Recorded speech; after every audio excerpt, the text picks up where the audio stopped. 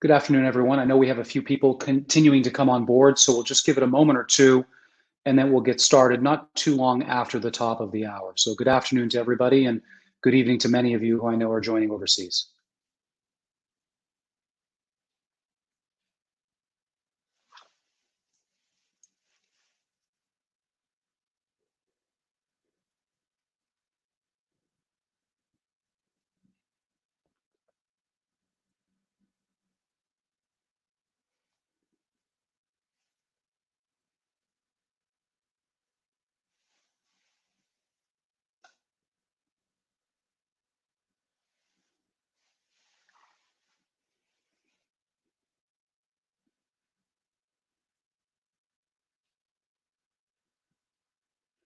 I know we have more people joining. Just a reminder, we're going to give it just another minute or so to let more people join.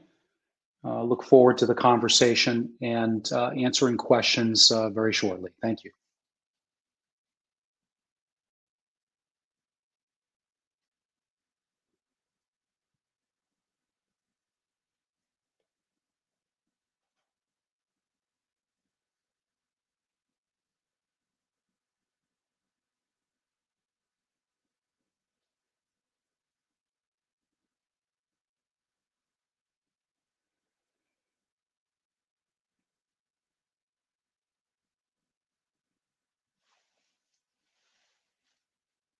Yeah.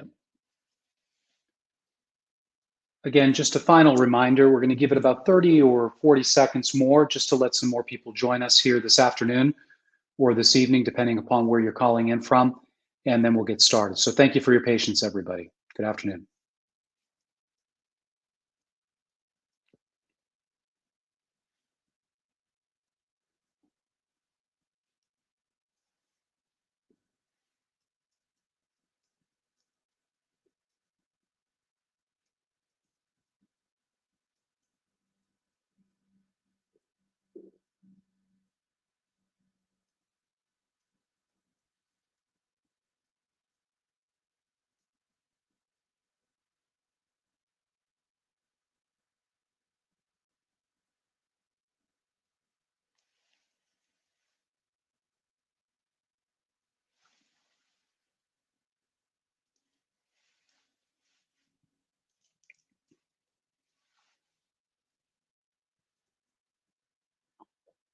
Okay. Well, thank you, everybody, for your patience that has been joined for the past couple of minutes. My name is Greg Johnson. On behalf of the team at Rubicon Crypto, I want to welcome you to another in our town hall series. Today, talking about, without hyperbole, one of the most important subjects in the history of the digital asset industry, the FTX collapse. And we may not get to everything you need to know, but I think for the conversation today, 10 days into a crisis, really, or some might argue 3 years into a crisis, we will give you some of the most important takeaways that, frankly, have not been discussed as broadly as they should be, in our opinion, and why it's such a big story, and more importantly, perhaps the impact on the future of the industry. But as I said before, this truly is, without hyperbole, one of the most important developments, unfortunately, negative developments in the history of the digital asset industry. And we'll break that down for you. I want to welcome an audience that's very diverse today. We have members of our client community joining us. We have folks from the Bretton Woods community, people from the Atlantic Council. We have attendees joining us from the investment community abroad, overseas, the Middle East and Europe. So we really, truly have a very, very diverse audience participation. And therefore, I want to make sure that I keep my commentary in that Venn diagram, in that sweet spot that appeals to most of the folks that will be joining us here today. I do want to warn everybody, I will be providing quite a bit of commentary on regulatory clarity, a subject that Rubicon Crypto and our team have been clamoring for a long time. And I also want to encourage everyone, not just in this conversation, or as you think about questions you may want to ask in the discussion, to realize that we're in the early chapters of what is going to be a long tail story. The examination of FTX and what has happened is just getting started. I really wish that, on a personal level, that the Twitter mob and the social media mob could just for once, I know it's not going to happen, but it is the holiday season approaching us, so I just wish that we could all just take a step back, let this unfold, do our due diligence, let the judicial process do its job, and also spend the time to examine what we can learn from this particular instance. Let me dive in and get through a little bit of house cleaning if I can. Rubicon Crypto, we are a digital asset management company, and therefore, as a Series 24, for much of my life, I want to provide disclosures that we are not going to be recommending any products or investments here today, but we will be talking about digital assets and crypto. And of course, everybody should understand by now, if they didn't already, these are emerging alternative asset classes. They involve considerable risk, and you should take that into consideration if at some point in time you do decide to get involved directly as an investor. I also want to share with you that the lens through which I'm going to be speaking today is one that comes from experiences in a number of different places. And it's through the filter of the team that we've assembled and the many other advisors that we work with in our journey. But I have a background that was largely formed in the traditional financial services world at American Express. I was a senior executive at the firm. I spent time on the insurance board of directors at RiverSource Life. I'm a proud member of the Bretton Woods Committee.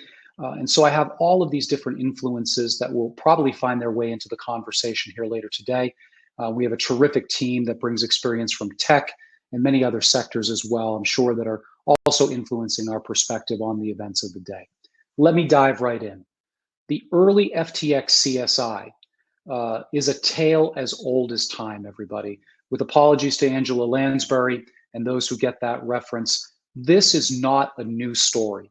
One of the things that I would ask everybody to take away from this conversation, this is not a crypto story. I know it's being co-opted as a crypto story, but the events that truly led up to the instability of the company, the poor governance, the many factors that have led to the demise of FTX are actually the same script that many in the audience have seen before time and time again in the failures in modern business history.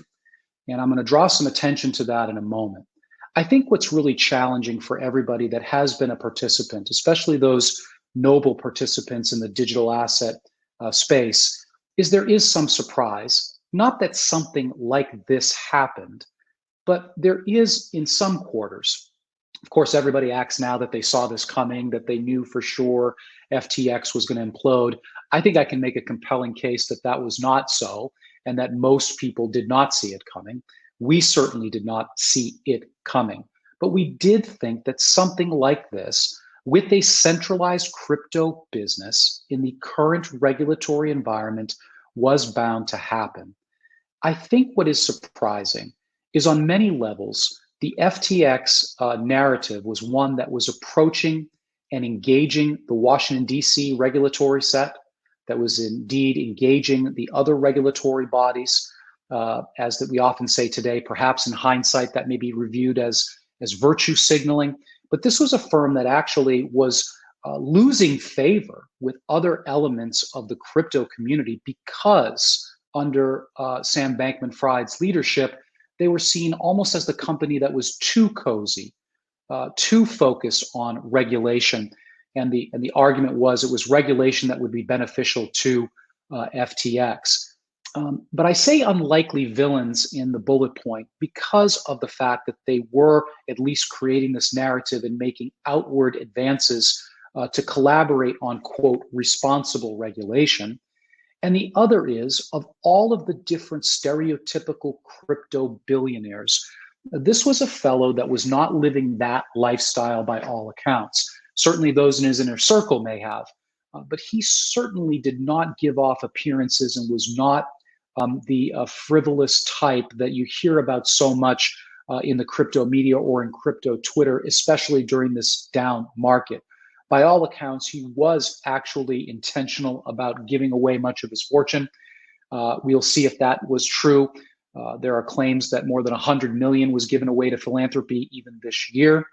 The snarky comments we can say for a little bit later on, but we have to wait and see a little bit. There are many, many, many different elements of this gentleman's personality that may in fact be called into question and should be called in question. and may in fact lead to significant criminal proceedings. But this was not the stereotypical poster child of the crypto industry in terms of excess, all of the Lamborghinis and everything else that has really co-opted, unfortunately, so much of the story around digital assets. And we'll come back to that in a little bit. The backstory is this is a child prodigy, a genius, and I won't get into too much, but it is important to really level set for everybody just what the backstory was here. But this was an individual who was a gifted mathematician, found a way to add real meaningful value using quantitative mathematics, and really formed a business, not surprisingly, that was based around leverage, and saw opportunities for arbitrage, meaning to gain profit on the difference in price between commodities or assets, in this case, cryptocurrencies. That company he formed was Alameda Research. All right, so his original company was one that was entirely based on arbitrage, on algorithms that were looking to optimize leveraging strategies. So the apple hasn't really fallen far from the tree in the story. FTX is a separate entity, and the two are intertwined, of course, in this story later on. But FTX was built to be a crypto exchange, to create a marketplace for those that wanted to trade. And they would create a marketplace, they would create leverage products. And in a very short order of time, it grew to become one of the most significant crypto players in the industry.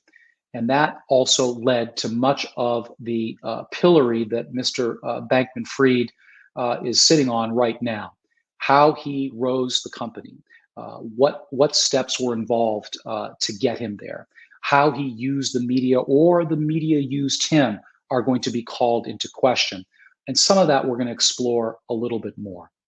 One of the narratives that you've been hearing, many of you, as you've looked at this issue, it's everywhere, it's in the news. At the time that we put the webinar in motion, it really was a story that was largely relegated to the crypto industry and those that were paying careful attention to it. And now much of the world has heard of this fellow. Now much of the world is, knows the initials FTX, and people know about the company Binance, when these were typically firms that largely were relegated to the crypto industry, despite their phenomenal growth. This collapse, however, is a lesson in history. And I want to talk about the less than 6 degrees of separation from some of the other epic collapses. There is a crypto and digital assets component to the FTX story. Of course there is. It's a crypto exchange. They built products for leverage around cryptocurrencies. So of course it's a crypto story. But really it's a story about, and I'm sure this will become more and more apparent, the same failures of governance that we saw dripping all across the traditional financial services industry not too long ago when we had that small event called the Great Financial Crisis 14 years ago, 15 years ago, that literally put the world's financial system on the brink of collapse. Some of those very same governance failures, with or without regulation, are in play here. Many people are trying to compare the FTX collapse to Lehman, and I understand why they would do that. Many people are calling it an Enron situation. Right now, the jury is still out. The Lehman collapse that many people have already forgotten about, it was the tipping point of what became the financial crisis. It was a contagion event where everybody was intertwined. Right now, it is our view that the crypto industry is largely going to be the contagion. We're not going to see the broad implications that we saw in the Great Financial Crisis. What we are going to see is a stress test on the industry unlike we've ever seen before. And that is already unfolding. And we're going to find just how many degrees of separation there are between FTX and many of the other crypto giants or brands that are involved in these emerging asset classes. And I think the one thing that I would point out, and I'm not trying to be snarky here at all, but if you wanted to make a story about a historic collapse, not just by crypto standards, but the FTX collapse was actually a historic both in terms of the volume and speed. The collapse of FTX was historic. And if you're going to say, what could make that actually worse? Well, we could take another one of the the headline stories of the last 2 years in crypto, hacking. And so over the weekend, after we've already realized that FTX is going to go through a significant bankruptcy and a long bankruptcy proceeding with multiple jurisdictions and lots of things to unravel, the story is just getting started, as I had mentioned. Now we find out that there's almost a $600 million hack. And so these are the issues that existed in the industry that we've been talking about at Rubicon for a while that need to be cleaned up. And I can tell you that this hack is one that actually most people inside on the industry feel was so poorly done and was done by such amateur attackers that it's just a matter of time before the culprits are identified and that gets sorted out. But it was almost a perfect insult to injury in an industry that has allowed itself to get shot in the foot over and over again. And yet, this is not the real story. There's more to the story. And I think one of the things that people are going to talk more and more about is the notions of the people involved, the different players, about how this all was lit on fire. There's actually a plausible narrative that if the markets had improved, given past performance, there is a narrative that is legitimate that maybe, just maybe, FTX would have been able to trade its way out of this quagmire that they put themselves in. We'll find out if that's the case over time as more and more of the records are exhumed. But what they couldn't get out of was the kind of absolute classic Wall Street competition and competitive nature that we saw over the last couple of weeks. Enter Binance. Binance is the largest crypto exchange in the world, one of the earliest exchanges. The company was formed by a Chinese entrepreneur over a decade ago, one of the earliest entrants into the crypto exchange business. Also a business that was built on very, very sophisticated leveraging products and allowing customers to leverage extensively when trading in the crypto markets. And that's an important thing to keep in mind. The founder of Binance, a gentleman known as CZ within the community, has long been a controversial figure in the regulatory community. Binance has always been a firm that has kind of played fancy with where they've been headquartered. They've refused at times to even disclose where they've been headquartered. They've been at the top of the list on the regulatory map of firms that people were concerned with. Lack of KYC, et cetera, et cetera. They, like many other firms, have recently made good faith efforts, of course, as the industry has matured, to improve on those fronts, but still have a reputation that was earned and well-deserved as being one of the more looser exchanges out there in the crypto world. Why does this even matter and why is it important? The headlines came in last week that Binance was going to be the knight in shining armor to rescue FTX, and then the story got very interesting. We want to be very clear that for the average casual observer, the story is much deeper. People need to understand that Binance was one of the very first early investors in FTX. As a matter of fact, they were one of the largest investors in FTX. And over time, as FTX grew in size, stature, and popularity, they became more of a competitor. They always were a competitor, but there was a detente that existed between those two forces. And over time, the personalities began to clash more, and certainly the appearance of FTX becoming more closely engaged with the global regulatory community, and especially here in the United States, that frosted or put a frost on many of the early crypto evangelists who only care about decentralization. And this is one of the important backstories. To be clear, the FTX team and the Binance team were having conversations for some time. As a matter of fact, they were owners of FTX, meaning Binance, until just a few months ago when they came to an agreement to kind of separate that ownership stake. Suffice to say, there was great familiarity between both of these parties. As recently as 2 weeks ago at the famed Davos in the Desert meetings in Saudi Arabia, the two primary heads, both the CZ fellow of Binance and Sam Bankman-Fried of FTX, were seen in meetings in this particular gathering of the world's business leaders. I have to think they were talking not just about the future of the industry, but many people believe the conversations were already underway about a possible bailout of FTX by Binance. It's not a coincidence then that a week later, last week, we saw, after an early news report on a tip that was given about some of the questionable financial structure of FTX, about how much of FTX was being held at the Alameda Research Company, the original company that Mr.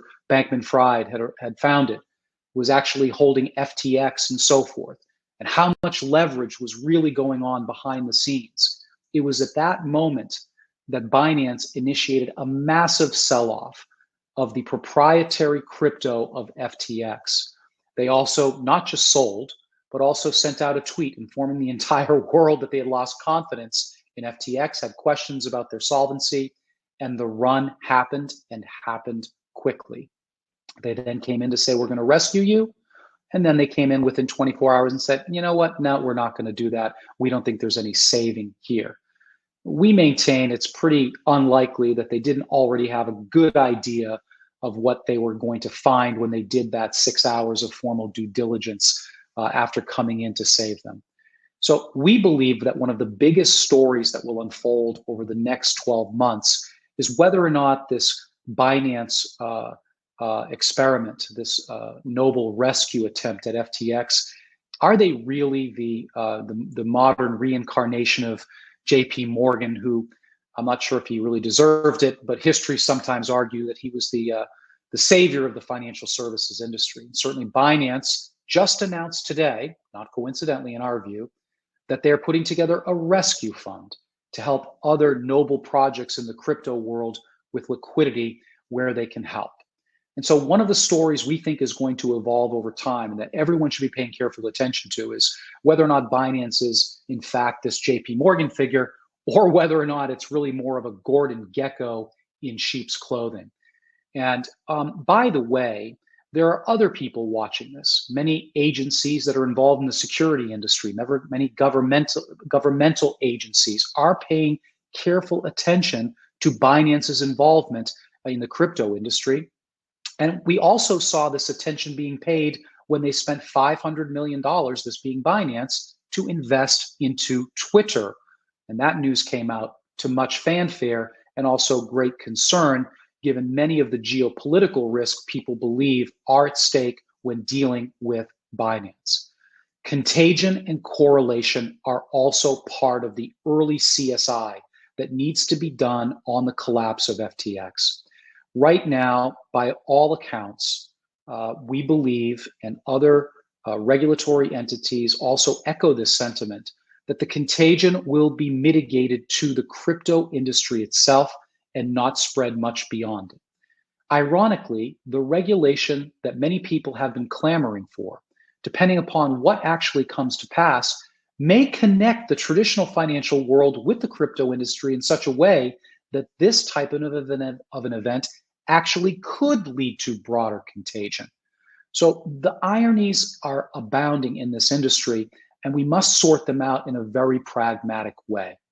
One thing that we all must learn from this moment in time is that what we can say with certainty is, again, governance failed. Again, governance failed. For all of the clamoring for regulation in the crypto industry, I have to point out that in the great financial crisis that most of us lived through and worked through that might be attending this particular forum today, we actually had a highly regulated financial services industry. And that didn't stop the world from almost melting down. It was the lack of check and balance, the lack of boards doing board work, and the lack of true governance. And this is also what we saw with FTX. Can't emphasize that enough. The difference is FTX is not too big to fail, and central banks are not going to be bailing out the crypto industry. I want to make one thing really important. I had a chance to speak on several panels last weekend, just before the crisis began. And I spoke as fervently about the need for regulation and one other topic, which I'll get to in a moment, then as I will to you today.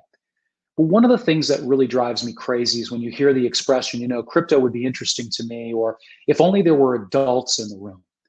And I want to make clear, not only were there adults in the room at FTX, the adults in the room, not only did they build the room, they built the house, just like they built the house in many of the other epic collapses that the industry has seen over the last 50 years. I want to be very clear. This is not a case of young people just running amok. It is unfair to the genius. It's unfair to all of the incredible innovation that's been taking place. This is, again, an old tale. Adults were in the room, they built the room, they built the house. Let me give you an idea of the FTX cap table, as they call it. Some of the largest and most sophisticated investors ever were in the room. Sequoia, Temasek, one of the largest sovereign investment funds based in Singapore, Paradigm, and even the Ontario Teachers Pension Fund. Combined, they put 700 million into FTX. So to say that they had no adults on their due diligence teams, to say that there were no adults in the room, I think is going to cheapen the story and not really get at what the root cause of this type of collapse really was. There's something else that we need to kind of keep in mind in this particular story, and that's the role of influencers. I'm originally from Massachusetts. In Massachusetts, we love the New England Patriots. I'm probably going to get some hate in the chat here because of that. And we love Tom Brady. But I can tell you that everything that's wrong about the crypto industry was encapsulated with the crypto advertisements around the Super Bowl. And FTX had an affiliation with Tom Brady. And we were all over the media saying this is everything that is wrong with the industry. It speaks to irrational exuberance. It doesn't speak to the risks that are involved. It doesn't speak to the immaturity and the long-term nature of these alternative asset classes. And yet, that's what people, I think, are really missing at this point in time. The impact of influencers and social media on the crypto industry is unlike any other industry has experienced. And the threats still remain. We had some high-profile lawsuits settled between the SEC and Kim Kardashian. That's just the tip of the iceberg. Part of the success story and ultimate failure has to do with the role of the influencer economy. And this is a place where I expect even tighter regulation to find its way into the conversation. I want to also remember that as you listen to other pundits speaking about this particular issue, because it's not going to go away, it's going to be a headline for a long time on all the financial news networks and places and venues, that don't forget to go back into the time capsule. We mentioned Enron, I mentioned Lehman, and there's this thing called TARP, which people seem to forget about. So many of the people criticizing everything that happened at FTX are executives that were in companies, ran companies, or were directly involved in many of the things that led to the financial crisis. And many of these same pundits actually were at companies or ran companies that received the bailout money, the TARP money that the government provided to keep them afloat. And so I find the hypocrisy to be deafening at times. Regulation is not a panacea, but regulation is coming. As a matter of fact, let me speak to that. And I want to make sure I get the quotes right. So I'm going to look over here for my notes. The SEC, and in particular, Mr. Gensler, was quoted this week, again, saying much the same thing, but with greater veracity. To be very clear, when you have customer money, non-disclosure, and leverage, okay, that's when bad things can possibly happen. And indeed, they have. And the SEC also this week, Mr. Gensler, was quoted as saying, the runway is running out for the industry. The laws are pretty clear. I would argue the laws are not clear, and that's what the industry has been saying for some time. Clear or not, opaque or not, regulation will be visited upon the industry. For better or for worse, we believe that actually that regulatory clarity what was always needed for the industry to mature, to weed out some of the bad toxic elements of the space, and to bring new capital into the industry. That wish is going to come true, and unfortunately, it's at the expense of the FTX situation. What we believe is appropriate now is a combination of many things. We believe that the FTX collapse has given the industry an opportunity to revisit how it's thinking about many aspects of the industry. And we believe in something called 7-generation principles. I've been on the lecture circuit quite a bit speaking about this. But the Iroquois nation here in North America, for centuries, its elders had a notion of making big decisions through a lens that tried to anticipate the outcome of decisions, not in 7 minutes, 7 hours, months, or years, but over 7 generations. Now, that was because of wisdom of the elders, but it was also because of necessity. And I would argue, even if we can't possibly in today's modern world think about 7 generations down the road, we have to be thinking at least in 7-year increments. Much more should be done to think about the implications of regulation, to think about the implications of how we view board governance moving forward as we rebuild. If we do those correctly, it's our view that this actual collapse, this incredible setback for FTX and its customers and many others in the industry will actually lead to a renaissance within the industry that could not have happened without this washing that's taking place. One of the things we also wanted to communicate today is we believe that the future of money, the future of investing, the future of finance has to stop being a battle between traditional finance versus decentralized finance. That decentralized finance, or DeFi, is better than TradFi. And that's been the narrative that has gone on back and forth. The reality is, like it or not, over the next 2 generations, in my lifetime and my children's lifetime, it's very clear that we're going to live in a world of hybrid finance, that digital finance will continue to mature and grow, and it will need to work with, alongside, and collaborate with centralized finance, traditional finance. It's not one or the other. I think it's nonsensical to assume from a traditional finance perspective that there isn't incredible innovation around the world having to do with technology and blockchains that is not going to lead to radical transformation over time. I think it's just as silly for those that are enthusiasts of DeFi and are purists to dismiss all of the incredible human accomplishment that the current system has allowed to take place.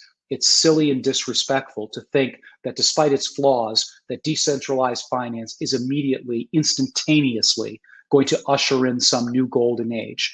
We are stuck in a time over the next couple of generations where we have to do a better job integrating these systems together, in our view. And if that weren't enough of a challenge, we're not alone in that voice. Many people have wondered that are not paying attention, is there something there? What's the real future of digital assets and crypto? And should I be paying any attention to it? And what we've argued, and what I'll argue again in this forum, is that there have been absolute epic signs of institutional adoption that have been hiding in plain sight, that one does not need night vision goggles to see, or a Pokemon Go app to find. They're right in front of us. The news headlines of the past couple years, the adoption by Fidelity Investments of Bitcoin into their 401k, was an incredible statement that if we weren't dealing with interest rate and inflation issues and macroeconomic considerations, would dominate the news cycle. JP Morgan Chase, while criticizing the industry from the pulpit, has also made some of the most significant investments into blockchain infrastructure, the rails of their business, even forming an entity called Onyx to focus on digital assets. And let's not forget about Berkshire Hathaway, admittedly one of the most savvy investment houses of all time. For anything that they've missed, their track record is impeccable. Several of their leading executives and founding members are notorious critics of crypto, and that's fine, except that in 2021, that same firm, they made a purchase of over $1.3 billion, just under $1.3 billion of a very large bank in Brazil that also happens to be the largest crypto business in the world. I could go on, but the future of money is not, in digital assets, I should say, is not going anywhere despite these setbacks, in our opinion. What will determine the future is regulation. And I would argue that the one case that remains prominently and to determine the future of digital asset regulation and the trajectory of the industry is the SEC versus Ripple. More may be determined from this one particular case than virtually anything else that's going on in the digital asset industry. So I'm going to wind down here and see if we have questions that have been queued up in the chat room.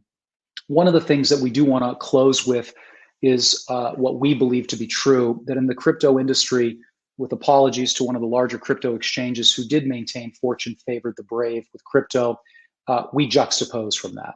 As a matter of fact, we think it favors the rationally exuberant. While Mr. Greenspan is being judged right now by history with his policies, he most famously said back in December of 1996 that there existed a climate of irrational exuberance. For 2 years, we at Rubicon Crypto have been saying just that there needed to be a rational approach to it that focused on the long term regarding the industry. So let me go to the question and Q&A for right now, and I thank everyone for their patience and for joining us here today. So let me go to the chat and see if we can get to a couple of, there's already some Patriots commentary, I love it. So let me see if we can go in here. Let me see. Let's see. More comments than questions. So let me go to the Q&A. Let me see. So one of the questions is coming, do I mean that there's regulatory governance or blockchain governance? And the answer to that, Ty, and I appreciate your candor earlier in the comments section, is frankly both. Frankly, one of the things that I think is the biggest challenge in the industry presently right now is the absence of smart contracts. At the core of the blockchain community and the core of the industry is the subject of smart contracts, code that's written to actually perform functions without third parties. And we don't have time to get into a deep explanation of it. We would argue that the smart contracts have not been very smart, that the time has come for the industry to step up and start writing better code. The irony is that if we truly had genius contracts, the need for regulation might in fact dissipate, because the smart contracts could actually perform with precision the function of governance as well as the function of compliance. I think that's a little ways out, but we also believe that that is something that should be looked at. And the industry needs to do a better job. As a matter of fact, the sloppy code, the attack vectors that have been so easy for hackers to get into, whether it's on bridges on chains or many of the other ways that people have exploited the industry, is an indictment on the sloppiness that we've seen in the crypto industry. And yet, despite all of that, we remain bullish on the long-term future. So I want to talk about how are the investors different for Binance and FTX. So Val, if we're talking about investors on the cap table, you're likely to find many of the same investors on the cap table.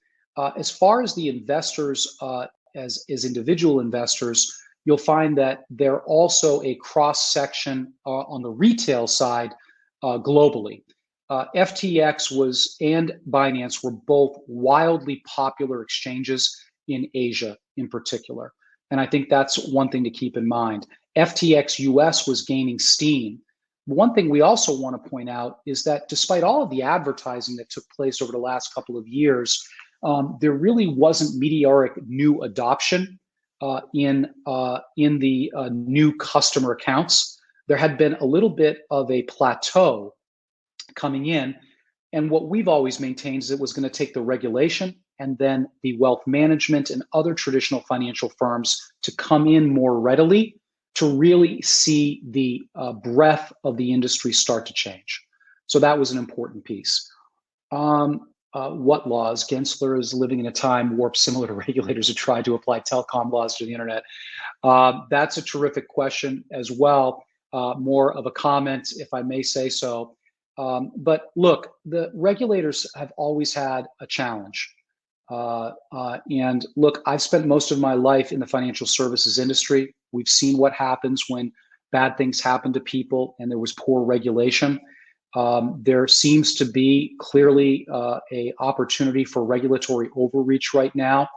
And the industry has shot itself a little bit and given a silver platter for perhaps what will be regulatory overreach. Great question coming in about the role of independent auditors promoting sound governance. There is not a need for soloists in this particular bit of music.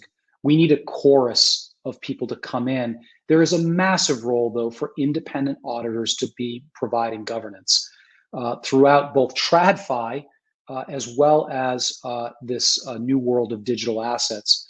For anybody that doesn't get the updates from the SEC newsletter, I would encourage you to do so because what you'll find is a staggering amount of updates every week on the number of charlatans that are fined by the SEC in the traditional financial world. It's staggering to me. I must confess, I only started doing that a couple of years ago. If you do, you'll be blown away by how much is coming there. There's a question that's now coming in about where we think the losses will fall by country, retail, or institutional. And primarily, the largest amount is going to come in from sovereign and institutional on the FTX collapse, Mahesh. There's no question about it. The largest amount of money that came in were institutional investors and largely sovereign investment houses. I mentioned Temasek earlier, but there were many other sovereign investors from the GCC states in the Middle East that were there and others. Those by far were the largest in terms of dollar, but the head count is going to impact a lot of smaller investors, as it unfortunately always does when we see these types of collapses. So we wanted to provide our perspective on this. We see a lot of things at the grassroots level, at the retail level, but are also in conversations that also involve many other people that are at the policy side of this particular industry. And we wanted to share that. I want to make sure if there are any other questions that are coming in, if you want to ask them right now, that would be terrific. And we can get into them from there. So as I said, I think one of the things in closure that we always get are, should people be investing in digital assets? We believe this is still an opportunity for investment. I know that sounds contrarian because we've been contrarian.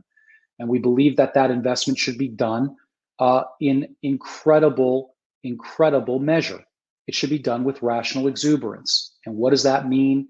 It means that only a small sleeve of somebody's portfolio should go in. It should be done with an understanding of what utility the people might be investing in rather than what celebrity influencers are talking about. And I mention that because, believe it or not, that is what is deciding how many people have come into this space even today. And the other thing that we would encourage from people is to have not a long-term, but the longest-term view on what the future of digital assets is like, not unlike what people would have seen had they invested day one in some of the tech giants that we are all familiar with. If you invested in Amazon in 1997, the first day you could, 13 years later, you were down. For 13 years, that investment was literally squalling, going back and forth, just above and just below whatever you started with. And it took 13 years for the network and supply chain to be developed until it became the giant that it is. I am not suggesting that the crypto industry is Amazon.